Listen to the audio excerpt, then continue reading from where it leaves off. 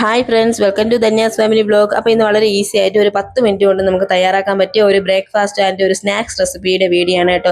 വളരെ ഈസി ആയിട്ട് നമുക്ക് തയ്യാറാക്കാം. ഇത്രയും ഈസി ആയിട്ടുള്ള വേറൊരു റെസിപ്പി ആണല്ലോ കേട്ടോ. അതുകൊണ്ട് തന്നെ മസ്റ്റ് ആയിട്ട് വീഡിയോ ഫുള്ളായിട്ട് ഒന്ന് കണ്ടതിന് ശേഷം തയ്യാറാക്കി നോക്കണേ. അപ്പോൾ ഞാൻ തയ്യാറാക്കാനായിട്ട് 1 കപ്പ് ഇഡ്ഡലി മാവ് എടുത്തിട്ടുണ്ട് കേട്ടോ. അതേ സെയിം കപ്പിൽ തന്നെ 1 കപ്പ് തേങ്ങ തിരികിയതും എടുത്തിട്ടുണ്ട്. ഈ തേങ്ങ തിരികിയതിന് നമുക്ക് മിക്സിയുടെ ജാറിലോട്ട് ഇട്ട് കൊടുക്കാം. മിക്സിയുടെ ജാറിലോട്ട് ഇട്ടതിന് ശേഷം ഇതിലേക്ക് നമുക്ക് 1.5 കപ്പ് വെള്ളം ഒഴിച്ച് വേണം നമുക്ക് ഇതിൽ തേങ്ങാപ്പാൽ എടുക്കാനായിട്ട് കേട്ടോ. അപ്പൊ ഞാൻ ഇതിൽ ആദ്യം 1 കപ്പ് വെള്ളം ഒഴിച്ചു കൊടുക്കുന്നുണ്ട്. എന്നിട്ട് അത് നല്ലോണം മിക്സിയുടെ ജാറിലിട്ട് ഒന്ന് അരച്ചെടുത്തതിന് ശേഷം നമുക്ക് ഇതിലേക്ക് 1/2 കപ്പ് വെള്ളവും കൂടെ ഒഴിച്ച് നല്ലോണം ഒന്ന് അരച്ചെടുക്കാം കേട്ടോ. അരച്ചെടുത്തതിന് ശേഷം നമുക്കിതൊന്ന് അരിച്ചെടുക്കാം. അരിച്ചെടുത്ത് അപ്പൊ നല്ല കട്ടിയായിട്ടുള്ളൊരു തേങ്ങാപ്പാൽ നമുക്കിവിടെ കിട്ടുവേ. അപ്പൊ നമുക്ക് ഇതിലേക്ക് നല്ല തിക്കായിട്ടുള്ളൊരു തേങ്ങാപ്പാലാണ് നമുക്ക് ആവശ്യമായിട്ടുള്ളത് കേട്ടോ. അപ്പൊ അതുകൊണ്ട് തന്നെ അരിപ്പ് വെച്ച് നല്ലോണം നമുക്ക് ആ തേങ്ങാപ്പാലങ്ങ് അരിച്ചെടുക്കാം. അപ്പൊ ഞാൻ ഇവിടെ 1.5 കപ്പ് തേങ്ങാപ്പാൽ അരിച്ചെടുത്തിട്ടുണ്ട്. ഇനി ഈ തേങ്ങാപ്പാലിലേക്ക് നമുക്ക് 1/2 കപ്പ് പഞ്ചസാര ഇട്ട് കൊടുക്കാം കേട്ടോ. അപ്പൊ 1/2 കപ്പ് പഞ്ചസാര കറക്റ്റ് മധുരമാണ്. ഇനി നിങ്ങൾക്ക് വേണമെങ്കിൽ കുറച്ചുകൂടെ മധുരം നോക്കിയതിന് ശേഷം ആഡ് ചെയ്യാം കേട്ടോ. ഇനി ഇതിലേക്ക് നമുക്കൊരു 1/4 ടീസ്പൂൺ ഏലക്ക പൊടിച്ചതും കൂടെ ഇട്ട് കൊടുക്കാം. എല്ലാം കൂടെ നമുക്ക് നല്ലോണം അങ്ങ് മിക്സ് ചെയ്ത് കൊടുക്കാമേ. ആ പഞ്ചസാരയൊക്കെ നല്ലോണം ഒന്ന് അലിഞ്ഞു കിട്ടണം കേട്ടോ. അതുകൊണ്ട് നമുക്ക് നല്ലോണം അങ്ങ് മിക്സ് ചെയ്ത് കൊടുക്കാം. ഈ സമയം മധുരം നോക്കിയിട്ട് ആവശ്യമെങ്കിൽ നമുക്ക് ഒരു 2 ടേബിൾ സ്പൂൺ പഞ്ചസാരയും കൂടെ വേണമെങ്കിൽ എക്സ്ട്രാ ആഡ് ചെയ്യാം കേട്ടോ. അപ്പം 1/2 കപ്പ് മധുരം നോർമൽ മധുരമാണ് കേട്ടോ. അപ്പം അത് മതിയാവും. അപ്പൊ അതിവിടെ റെഡി ആയിട്ടുണ്ട്. ഇനി അതേ സെയിം നമ്മൾ ഏത് കപ്പിലാണോ നമ്മൾ അളവെടുക്കുന്നത് അതേ സെയിം കപ്പിൽ തന്നെ എല്ലാത്തിൻ്റെയും അളവെടുക്കണം കേട്ടോ. അപ്പൊ ഞാൻ ഇവിടെ 1 കപ്പ് ഇഡ്ഡലി മാവ് എടുത്തിട്ടുണ്ട്. ഇഡ്ഡലി മാവ് അറിയാലോ, അത്യാവശ്യം നല്ല കട്ടിയുള്ള മാവായിരിക്കും. ഇനി ചെറിയ ലൂസായിട്ടാണ് ഇരിക്കുന്നതെങ്കിൽ കുറച്ച് അരിപ്പൊടിയും കൂടെ ഇട്ട് അതൊന്ന് കട്ടിയാക്കി എടുത്തോണേ. അപ്പൊ അത് ഇവിടെ റെഡി ആയിട്ടുണ്ട്. ഇനി ഇതിലേക്ക് നമ്മൾ ഉപ്പിട്ടാണ് വച്ചിരിക്കുന്നതെങ്കിൽ ഇനി ഉപ്പിടേണ്ട ആവശ്യമില്ല. ഇല്ലെന്നുണ്ടെങ്കിൽ ഒരു 1/2 ടീസ്പൂൺ ഉപ്പിട്ട് കൊടുക്കുക.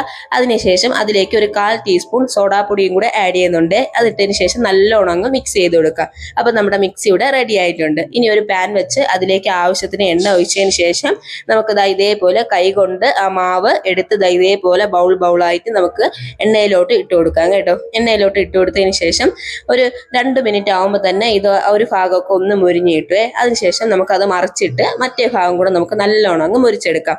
2 ഭാഗവും ഒന്ന് മുരിച്ചതിന് ശേഷം നമുക്കിത് മാറ്റി വെക്കാം.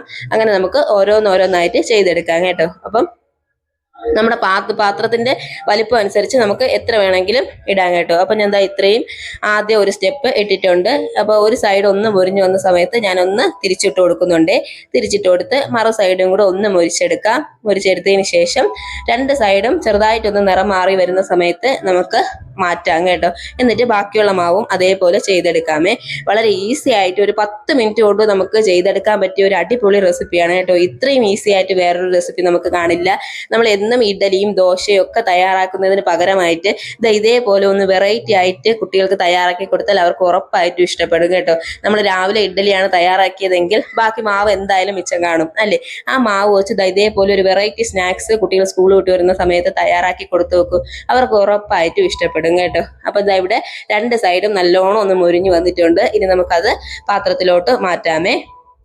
പാത്രത്തിലോട്ട് മാറ്റിയതിന് ശേഷം ബാക്കിയുള്ള മാവും അതേപോലെ നമുക്കങ്ങ് എടുക്കാം കേട്ടോ.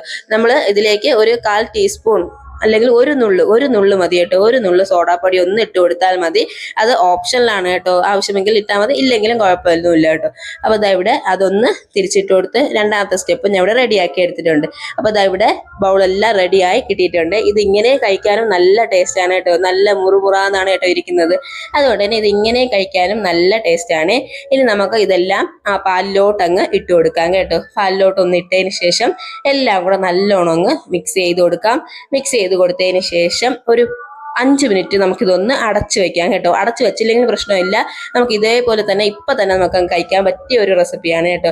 നമുക്ക് ഇതൊന്ന് അടച്ചു വെക്കുമ്പോഴത്തേക്കും ഈ പാലും ഈ നമ്മൾ ഈ ബൗളും എല്ലാം കൂടെ നല്ലോണം ആ പാലൊക്കെ ഒന്ന് പിടിച്ച് കിട്ടും കേട്ടോ. അപ്പൊ ഞാൻ ഇവിടെ ഒരു 5 മിനിറ്റ് ഒന്ന് അടച്ചു വെച്ചിരുന്നു. അടച്ചു വെച്ചതിന് ശേഷം കണ്ടല്ലോ, പാലും ആ ബൗളും എല്ലാം നല്ലോണം ഒന്ന് പിടിച്ച് വന്നിട്ടുണ്ട്. അപ്പൊ ഇവിടെ റെഡി ആയിട്ടുണ്ട്. നല്ല അടിപൊളി സ്നാക്സ് ആണ് കേട്ടോ. കുട്ടികൾക്ക് ഉറപ്പായിട്ടും ഇഷ്ടപ്പെടും. അപ്പൊ എന്നും ഇഡ്ഡലിയും ദോശയ്ക്ക് പകരം ഇതേപോലെ ഒരു വെറൈറ്റി ആയിട്ടുള്ള ഒരു സ്നാക്സോ ഒരു ബ്രേക്ക്ഫാസ്റ്റോ ഒക്കെ ആയിട്ട് കുട്ടികൾക്ക് തയ്യാറാക്കി കൊടുക്കും. അവർ ഉറപ്പായിട്ടും ഇഷ്ടപ്പെട്ട് കഴിച്ചോളും കേട്ടോ. വീണ്ടും വീണ്ടും അവർ ചോദിച്ചു വാങ്ങിക്കുകയും ചെയ്യും. അത്രയ്ക്കും ടേസ്റ്റ് ആണ്, സൂപ്പറാണ്. അപ്പൊ എല്ലാവരും ഒന്ന് ട്രൈ ചെയ്ത് നോക്കൂ. ഫീഡ്ബാക്ക് കമന്റ്സ് ആയിട്ട് അറിയിക്കൂ. മറ്റൊരു റെസിപ്പി ആയിട്ട് കാണാം. ബൈ.